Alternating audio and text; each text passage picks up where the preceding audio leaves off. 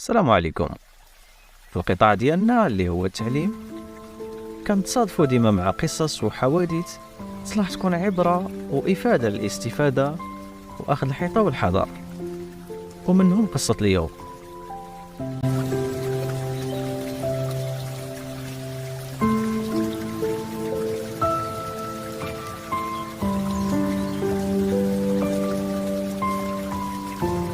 قصتنا اليوم على أستاذ بمدينة طنطا، مؤسسة التعليم الخصوصي، أستاذ اللغة الفرنسية في الثانوي الإعدادي. كان معروف عليه الزهو والنشاط، وديما جاي المؤسسة سكران، ولكن كان متمكن وأسلوبه محبوب ومشهود له بالكفاءة في التدريس. المهم، الأستاذ كان شاب فريعان عمر ديالو تقريبا 24 سنة، وعطاه ربي قبول ووسامة ما شاء الله ما ليها مثيل. كان تاني عام ليه في الخدمة كأستاذ، كان كيدير السوايع بالليل في واحد السونتر صغير لوليدات 7 و8.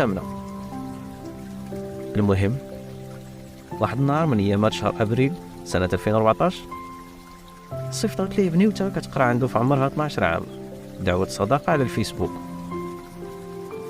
فعلا قبلها وصيفطت ليه سلام: أستاذ أنا حسنا اللي كتقرا عندك في السنة الأولى. قال لها مرحبا بك. المهم بقاو كيهضروا، صيفط ليه يجاوبها، شكي عليه شي مشكل إلا وقع ليها، وهو يسمع ليها ويواسيها مدة طويلة. حسنا كانت تبارك الله من النوع اللي كبر من عمرها في الشكل، ولكن العقل ديال بنات مراهقات ديال 12 عام، وكانت تسهر معاه حتى ل2 الليل وهما كيدويو في وسائل التواصل الاجتماعي. بقات كتهضر معاه ديما حتى لواحد النهار صيفطات ليه قالت ليه كنرتاح في الكلام معك، وحتى هو قال لها شكرا حتى انا. وتما البنيوته زعمات اكثر وفاتحاته في مواضيع العاطفه والغرام، وبلي ما كرهت تكون معاه وتجي عنده وتحط راسها على كتفه. الأستاذ كان ساكن بوحدو ومازال طايش، ماشي شي واحد ناضج وعلى درجة من المسؤولية. فعلا تجاوب مع البنيوتة، وبقى داكشي اللي بيناتهم كيتطور يوم على يوم ما بين أستاذ شاب وبنته المراهقة اللي ما عرفاش اش كدير ولا اش كتقول، وعايشة الوهم بسبب الأفلام والمسلسلات.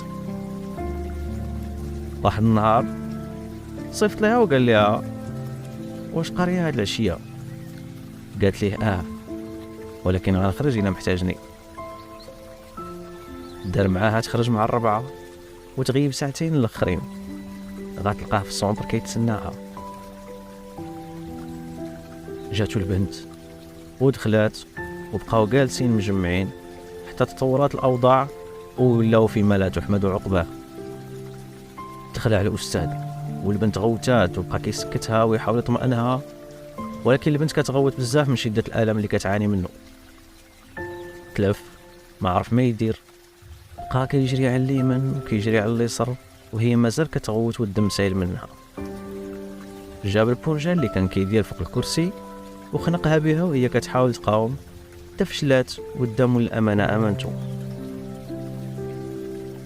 ناض الأستاذ جرب نيوتها تاع الطواليت، غسل يديه وهو كله كيرعد، حيد الجاكيت اللي كان لابسو دارو في ميكا حيت فيه الدم وداه معاه.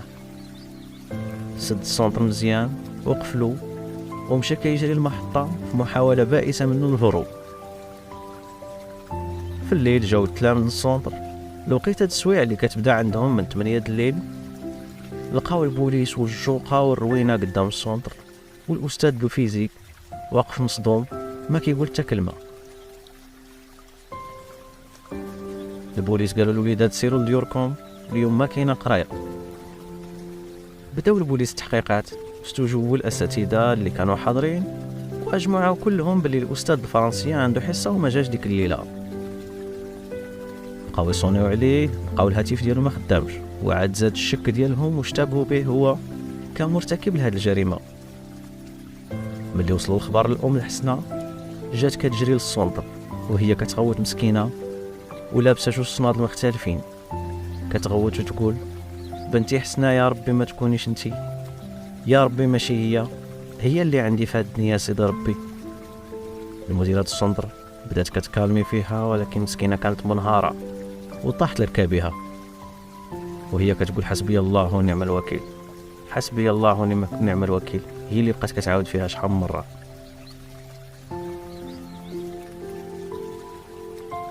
الغد لي تجوا البوليس المؤسسة وتم استجواب المدير والطاقم التربوي واحد واحد، وفعلا عرفوا باللي خرجت ساعتين الاخرى ما قراتهمش، واخا كانت حاضرة في اللي قبل.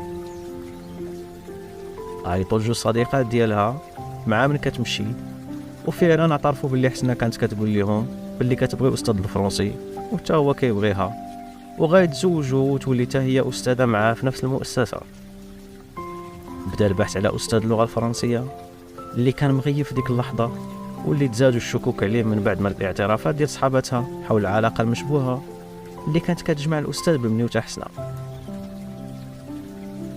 صدرات مذكره بالبحث عن الجاني اللي ما جاش للبيت، اللي كان كريم من عند واحد الحاج عنده محل ديال الدجاج تحت منه من يومين.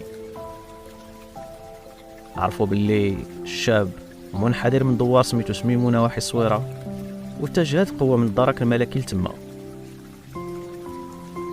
لقاو مخبي في واحد الخربه في الفيلاج، وما فرص حتى حد باللي رجع للدوار، حتى والديه ما شافوه، ولكن الخطاف اللي وصلوا هو اللي رشد رجال الدرك المنطقه اللي حطوا فيها.